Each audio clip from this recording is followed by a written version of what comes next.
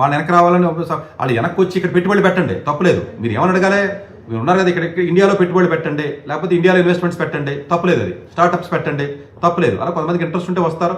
Government facilities create చేయండి, land ఇవ్వండి, లేకపోతే ఇంకోటి ఇవ్వండి, బ్యూరోక్రటిక్ సిస్టమ్ లేకుండా సింగిల్ విండో అప్రూవల్స్ ఇవ్వండి, వస్తారో పెడతారు, ఫ్యాక్టరీస్ పెడతారు, ఇంకోటి పెట్టమని చెప్పండి.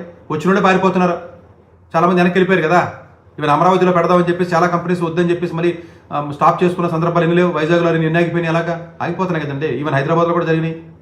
చెవర్లట్టుడు కారోడు వచ్చాడు పోయాడు, ఇంకొకటి వచ్చాడు, ఇప్పుడు మన ఆపేశారు. ఇప్పుడు టెస్లా వాడేం చెప్తున్నాడు, వాడు ఏదైతే ప్రొడక్షన్ ప్లాన్ చేశాడో ఇక్కడ మాకు అవ్వట్లేదు, ఆపేస్తామని చెప్పాడు. సో ఇవన్నీ కూడా ఇండివిజువల్గా కంపెనీ లాభాలు అది చూసుకుంటుంది. ఇండివిజువల్ పర్సనల్గా ఉన్నటువంటి లాజికల్ వాడు చూసుకుంటాడు తప్ప మన జనాభా ఎక్కువ ఉండడం వల్ల మనకు దాని పడదు. ఇప్పుడు స్టూడెంట్ ఎవడని చచ్చిపోయాడు అమెరికాలో, మన ఊరికి మాట్లాడేస్తూ ఉంటాం. ఇక్కడ ప్రతి 4 నిమిషాలకు స్టూడెంట్ చచ్చిపోతున్నాడు. ఇది ఎందుకు మాట్లాడరు మీడియాలో? ప్రతి 4 నిమిషాలకే ఒక స్టూడెంట్ చచ్చిపోతున్నాడు భారతదేశంలో. ఈ వీడియో చేసే టైంలోనే ఒక 10 మంది చచ్చిపోయి ఉంటారు, ఈ వీడియో టైంలోనే స్టూడెంట్స్. ఇది రియాలిటీ కదా. అమెరికాలో ఎవడన్నా ఒకటి చచ్చిపోతే మొత్తం మీడియా అంతా మాట్లాడుతుంది.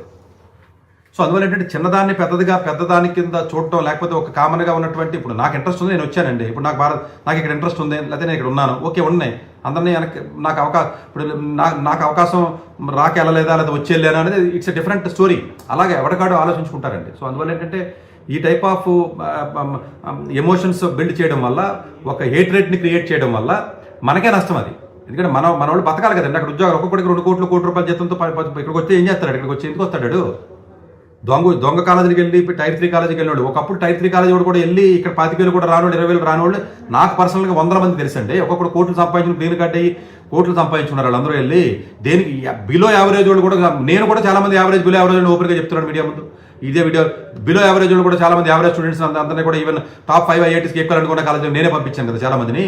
మరి వాళ్ళ పోయి బాగా సెటిల్ అవుతున్నారు కదా. ఇక్కడ ఉంటే ఎవడ 25,000 కూడా ఎవడో ఈ కేఎల్జీకో లేదా విజ్ఞానికో లేకపోతే మహేంద్రకో వెళ్తేని మల్లారెడ్డికి వెళ్ళాలి, మోహన్ బాబుకి వెళ్ళాలి, వెళ్తారు చదువుకోవడానికి వెళ్ళాలి కదా. ఎలా ఏం చేస్తావు? ఎలా కన్నా ఇక్కడ ఏం చేయమంటావు? ఉండమని సీట్లు 2% కూడా మంచి కాలేజీలు లేవు కదా. ఇక్కడ ఉద్యోగాలు లేవు, రకరకాల ఇబ్బందులు ఉద్యోగాలు అంటేనే. సో ప్రైవేట్ ఇండస్ట్రీస్లో కూడా ఉన్నటువంటి ఇబ్బందులు ఉన్నాయి కదండి. ఇవన్నీ కూడా